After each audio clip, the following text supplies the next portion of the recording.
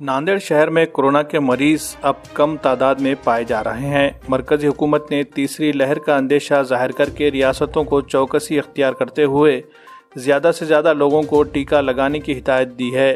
Corona वबा पर काबू पाने के लिए कोरोना का टीका लेना ज़रूरी है। नांदेड़ शहर में कोरोना वैक्सीन का टीका लगवाने के लिए पिछले कुछ दिनों से आवाम में सुस्ती नजर आ रही है। टीकाकारी के काम में तेजी लाने के लिए जिला कलेक्टर ने बल्दिया हुक्काम को हिदायत दी है कि जिसके बाद म्युनिसिपल कमिश्नर डॉक्टर सुनील लहाने और हेल्थ महकमे के डिप्टी कमिश्नर अजीतपाल सिंह संधू ने नांदेड़ शहर के आवाम से अपील की है कि जिन लोगों ने अभी तक कोरोना से बचाव के लिए टीका नहीं लगाया है वो फौरी कोरोना वैक्सीन का टीका लगवा लें। बल्दिया के प्रेस नोट में नांदेड़ शहर के तमाम ताजिरीन, फेरी वाले, हॉकर, सब्जी तरकारी फरोख्त करने वाले, फल फरोख्त करने वाले व्यापारियों से अपील की गई है कि वो फौरी कोरोना का टीका लगवा लें।